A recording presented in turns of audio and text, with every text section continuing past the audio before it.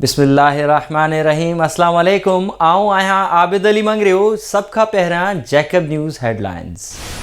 जैकबाबाद में कोरोना जा वधीक 89 केस साम्हूं अची विया। मुतासिरनि जो तादाद 52 थी वियो। 49 ॼणनि जी टेस्ट कई वई, जिन मां 89 ॼणनि जी रिपोर्ट हाकारी आई, जंहिंमें 7 ॼणा डॉक्टर मुस्लिम बुर्डो ऐं 6 ॼणा डॉक्टर मुकेश कुमार जा गर्भाती आहिनि, जॾहिं त 6 ॼणा एहसास कैश इमरजेंसी प्रोग्राम सेंटर्स ते कमु कंदड़ नुमाइंदा आहिनि। हिन महल ताईं कुल 728 टेस्ट कया विया, जिन मां 158 ॼणनि जी रिपोर्ट अञा रहियल आहे। DHO जैकबाबाद डॉक्टर अहमद बख्श जखरानी। पंजगूर में जैकबाबाद वासी जमाल अहमद जे कुटुंब सां रोड हादसो। संदसि वालिद ऐं कुटुंब जी हिकु औरत फौत, 5 ॼणा ज़ख़्मी। वाक़े जी इतला ते गर्भातियुनि में रोज राड़ो।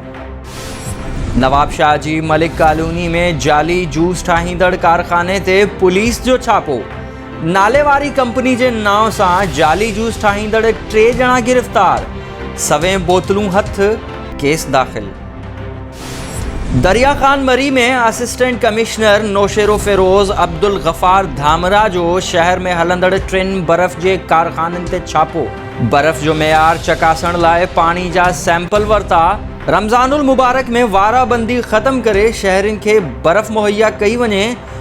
गैर मयारी पाणी इस्तेमाल करण ते कारखाना सील कया वेंदा।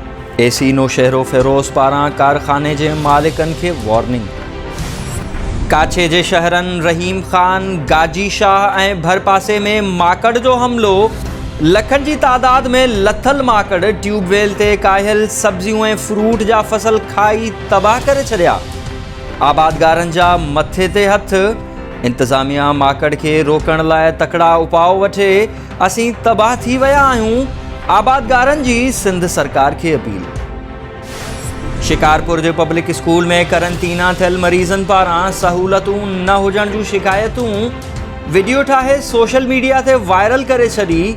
कोरोना खां बची बि वियासीं त हिते गंदगी सबबु ॿियनि बीमारियुनि में मरी वेंदासीं। अहिड़ी आइसोलेशन वार्ड खां त घर में भला हुआसीं। 99 ॼणनि मां रुगो 5 ॼणनि खे हिते फिटो करण जी साज़िश आहे। नौजवान जो वीडियो पैगाम। बोज़दार वडा में मेहो खान सियाल जे रहवासियुनि जो कुंभ पुलिस ख़िलाफ़ एहतजाज। कुंभ पुलिस SI रोशन सियाल, ख़ादिम सियाल ऐं लुत्फ़ सियाल जी चुर्च ते असां ख़िलाफ़ कूड़ा केस ठाहे घरनि ते चढ़ायूं करे असांजे बेगुनाह माण्हुनि खे गिरफ़्तार करे अज़ियतूं ॾिनियूं पियूं वञनि। पुलिस जा आला ऑफिसर वाक़े जो नोटिस वठी जांच कराए असांखे इंसाफ़ फ़राहम कनि। अल्लाह वसायो ऐं जावेद सियाल जी अपील। बहादुरपुर में चोरनि ऋण ॿारे ॾिनो। महबूब जी माड़ी मां अणसुञातल चोर महिमान थी आयलनि जूं 2 मोटरसाइकिलूं चोरी करे फ़रार थी विया। मुतासिरनि पारां एहतजाज।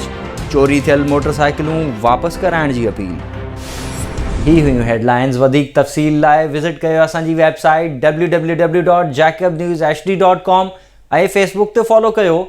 ॾिसंदा रहो जैकब न्यूज़, ख़बर खां हक़ीक़त ताईं।